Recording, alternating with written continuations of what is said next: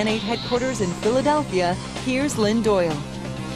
We are having a great discussion here tonight on It's Your Call. I'm glad that you are with us. We're talking about race relations. This time, though, as opposed to talking about African Americans and their relations with other races in this country, we're talking about the relationships between themselves and what some of the main issues are. We've been having a great discussion here during the break. I'm sorry you had to go away and watch the commercials, but we're glad to have you back. We were talking about the proliferation of guns and violence and drugs and how the three of those things kind of you know, seem like they are interlocked. Do you think that that lifestyle, that culture is glamorized in any way because of rap music, or is that just a cop-out that people are looking at it and saying, hey, it could be anything? I think it's a cop-out because 70% of rap music now is listened to by white kids. So do you see, you know, out-of-control violence and, you know, people shooting each other in the white community? I don't think you can. Columbine, Santee, California. Not on the same level. Why do you disagree? I disagree. Rap music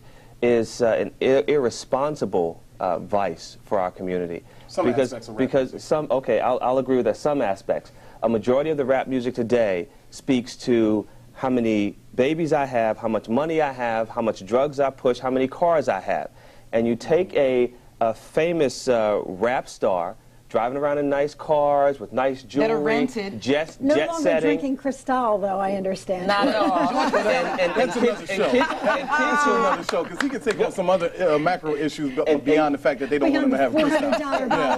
And young kids who are impoverished look at that and say, gee, I want to be just like that. And that was the question if I asked before the break. I said, if they see the gang leaders or the drug dealers driving around in the fancy cars, or they see the rap music and the videos where that's the guy who looks like the hero, why wouldn't you want to emulate it? Lynn, 50 Cent did a song, I have to quote a couple of lines. It was called 21 Questions, and these are all ignorant questions by a fool called 50 Cent. And what he's doing is bringing these questions that are really street credibility questions that really, if he didn't do the song, were asked anyway. One of the questions: if I got locked up and sentenced to a quarter century, could I count on you to be there? If I could answer him, I would say, absolutely not. I can't count on you to stay out of jail. I mean, that's question. That's common in the community. Are you going to hold me down? Are you going to hold me down when I come back? But I think I'm going to leave you. I think it's both media. I'm leaving you right there in jail. I think it's media. I think it's some aspects of rap music. I think that is some aspects of video games. When you look at the game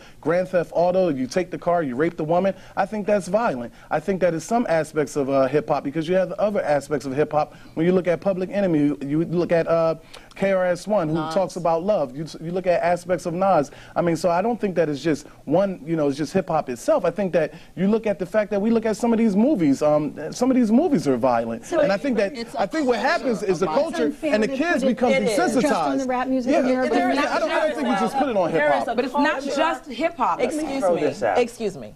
There is a culture of violence in America. How do you say it's the responsibility of rap music, but yet and still we're at war in Iraq? America's violent. This is a violent country. There are 220 million guns in this country. They are not all held by black people. But you have to admit that country music, for example, isn't exactly advocating going out and shooting the woman. No, but rock and roll, certain aspects of rock and roll. Let me throw this out.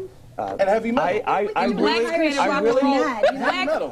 are the king of rock and roll. We would love to. The musical Blacks are the king of rock and roll, not Elvis, so we created rock and roll. Let's correct that. From a historical perspective, since we were taken from our land, that's like saying taken. robbed of our culture, our language, our heritage, we have not recaptured that.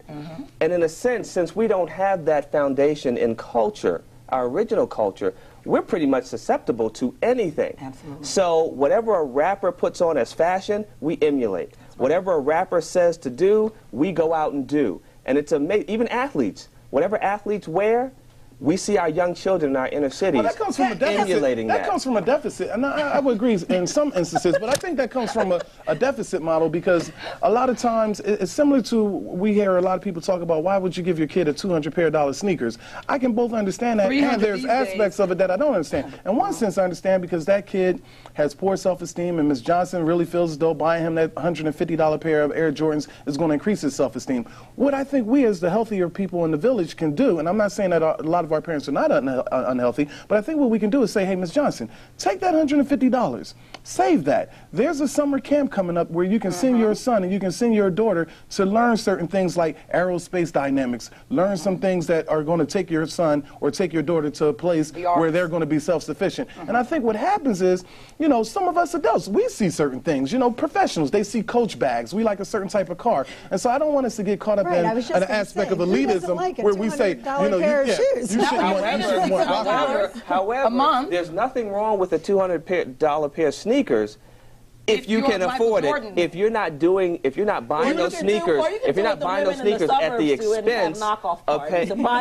But when you're doing that at the expense of buying food, if you're buying those sneakers, and we have misplaced priorities. That's right. We have misplaced values, and it's kind of like circling itself around our community. Our kids have Xboxes that cost $300. We have menthol 10s, which is a new Nike sneaker that looks like a box of menthol Newports, but we don't have a computer that costs $500 in our home. Every black person in the inner city should have a computer. I scream when I don't see that. Consumerism is a fact of American life.